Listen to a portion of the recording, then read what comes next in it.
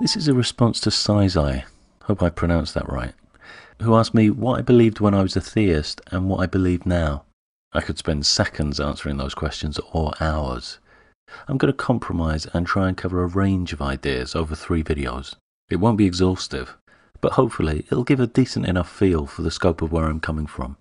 So to the first question, what exactly did I believe prior to my conversion, including its limits or uncertainties, but not explicitly trying to discredit it? What I believed encompassed a lot. My beliefs evolved substantially over my time as a Christian. For brevity, I'm going to break it down into 3 broad phases. The Santa phase. In very early childhood, I believed everything I was told, uncritically, including biblical and modern miraculous interventions.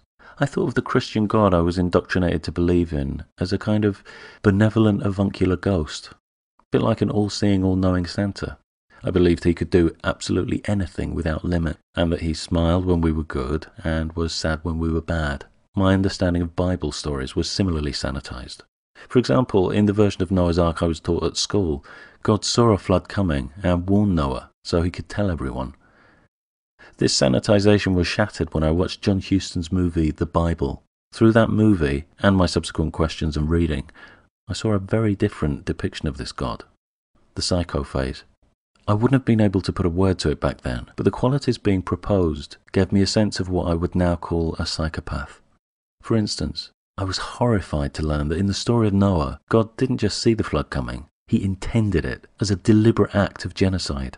There were several other deliberately cruel acts that I found deeply disturbing, including the story of Job, whose life was eviscerated when God allowed it to become the object of a bet with Satan. But the standout story for me back then was the testing of Abraham, instructed by God to kill his son Isaac as a sacrifice. I found that story profoundly unsettling as a child. It horrified me that God would put someone through that extended mental torture, facing the prospect of murdering their child. Then there was the obedience of Abraham, who was fully prepared to kill Isaac. Would my parents be prepared to kill me if God asked them to?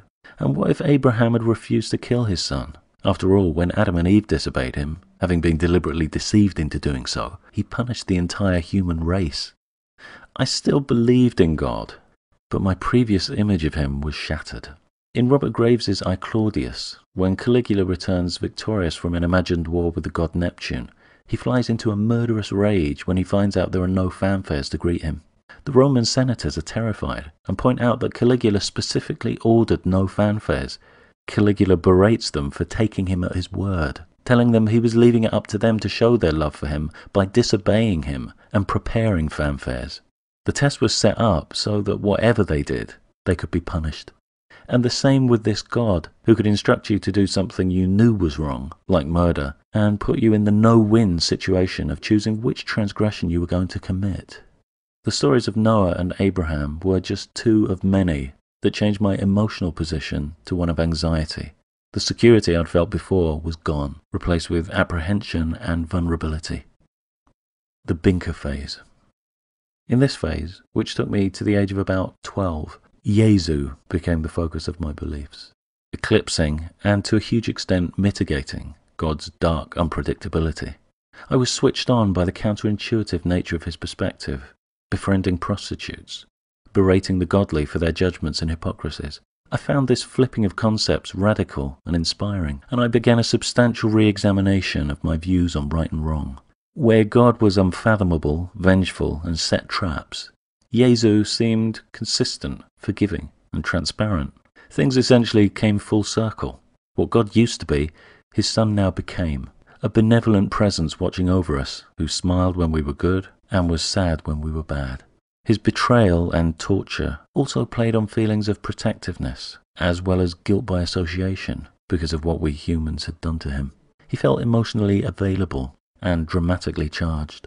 I managed the split between God and Jesu, rather like the monkeys in Harlow's Wire Mother experiments, maintaining essential engagement with the God concept, but firmly ensconced in the psychological comfort of Christ. I believed the purpose of Christianity was to follow Christ's example. My faith wasn't a license to judge, that was God's job. It wasn't about hypocritical displays of piety, or competing with others to be more righteous. It was about being a good neighbour, looking for the good in others, treating them with respect and understanding, striving for virtue, and making the world a better place. So, those were the three major phases of belief, which, as I say, are broken down like that for brevity. When I was prompted to question my beliefs by a religious education teacher, there was an explosion of variations in my ideas, all concertinaed into a very short space of time. I began to entertain metaphorical interpretations rather than literal. I even teetered on the brink of a crossover to evangelism.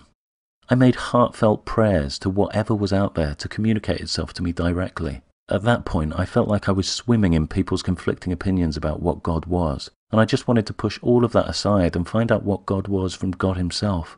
In my childhood, the line between imagined and real relationships was blurred.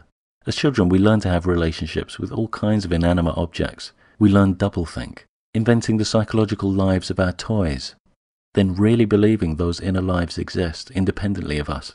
We become practiced in a range of thinking skills that allow us to project our own ideas out there, then receive them back as if they were from an external, independent origin. Previously, I'd used those skills to answer my own prayers, with meaningless signs to which I'd attributed meaning. When I stopped playing both parts in this way and started waiting for clear, unambiguous responses, I found absolutely nothing came through.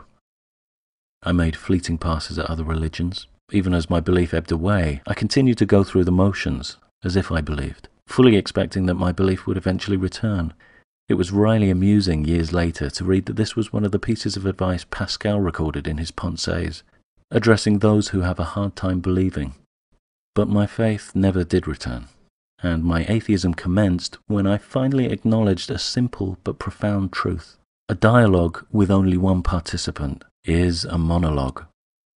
In the next two videos, I'll be addressing what I believe now, starting with gods who I affirmatively believe do not exist.